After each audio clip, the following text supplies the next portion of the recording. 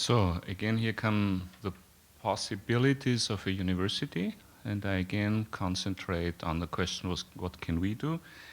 And maybe again I ask you to picture yourself or make yourself a picture, pick one of a smaller company, low-tech rural company, compared to what is offered here at Bayer.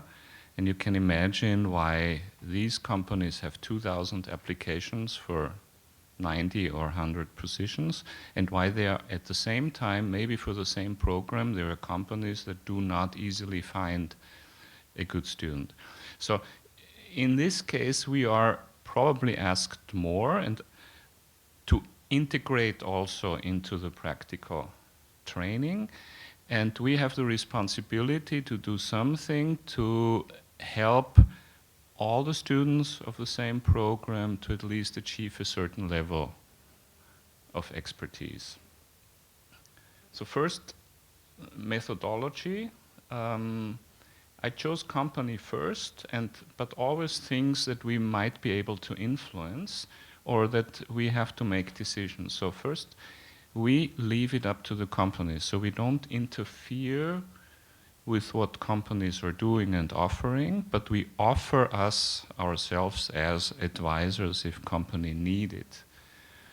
Then I also already mentioned that so in a 2-year program, first year full-time, then 2-year 50% occupation, so it's about 1,800 hours at the company, so about 750 hours are required for what we want the students to learn. And that leaves enough for free time. And now a multinational company uses this free time for personal development. A typical SME uses it just to work, to fill in for vacations, to just do tasks.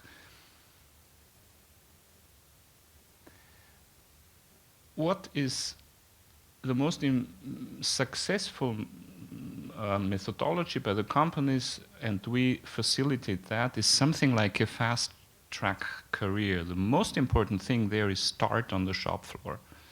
So that means in a large automotive factory, at least for a month or 6 weeks, the students have to start working shifts, assembling mirrors maybe, working with the workers. Sometimes they complain because they might be already higher qualified. In the end, they often come and say, that was the single most important time in my life to be able to become a manager and be accepted by the workers. So it's kind of moving rather fast from the shop floor through some project work to actual responsibility. What is a key issue, and at the beginning very difficult for companies to believe it makes sense, they have to design projects that finish within one work term. Many companies say we cannot do that. I can say now after 15 years, all the companies are learning it, and especially SMEs have profited. I know I have a few CEOs who came to me and said, that has changed our mindset. We're now much more able to do short-term improvement projects, introduce new technologies in short-term, because we have learned to live with the rhythm of the students and of the program. There has to be a relationship. Students don't want to be free-floating through the company. So the most important methodology in this case is there is somebody who cares for the student, who gives the student this task, who is then also giving feedback to the student. There is a standardized evaluation procedure for all students in all companies, so we decide how the evaluation has to be documented, and the document signed by the student and the supervisor is attached to the work term report. The feedback has to be given in a talk at the company. We don't interfere with it, but we want to know about it. Again, thesis work is the most important methodology to give professional skills. That's where everything comes together, and their supervision and mentoring is most important. Now we come to the university. A key issue is to select faculty with industry experience. You have to make sure that the teaching you're doing is rooted in actual industrial practice, which is very difficult for universities to do because they have to publish in scientific papers. It's much easier for us at the University of Applied Sciences. And it's pretty easy for us as a co-op program because there are people out there who are afraid of going to the university because they are afraid of losing touch to the state of the art. When they go in a co-op program, they know they can go out to companies and they stay in contact. You can do excursions and projects as integral part, and if you are going to a company that is a co-op partner, this company knows very well what to show to you, how to demonstrate certain things. We include a lot of guest lectures from partner companies and especially from graduates who are closer to the actual needs and experience of the students. What we do is we find out, if we ask students, where have you learned the most? Usually they say the most important was the company, but sometimes even before the teaching from faculty they say they learned very much from the other students. So what we can do to bring practical experience, facilitate exchange among the students after the return from a work term. The only thing that I think is pretty good, depending on the field you're teaching in, creating something like an actual environment. In our case, it's a learning and teaching factory where students can hands-on go through industrial processes. What we have also very successfully done is we include some official and very well accepted industrial certificates into our teaching. So when we teach quality management, it's not only a quality management course, it's terminated by an official exam from Quality Austria, the biggest certification agency. And out in the market, these certificates sometimes are almost equivalent in value to the bachelor. Industry doesn't really know what to do with the bachelor yet. So that is help very much.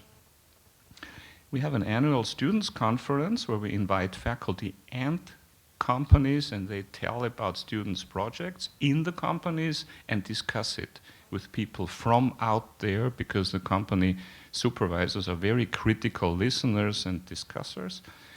And what I also cherish a lot is participate in international competitions with the students in settings that are very close to reality. In my program, we will be starting, we'll have a first brewing team in an international craft brewing competition next year.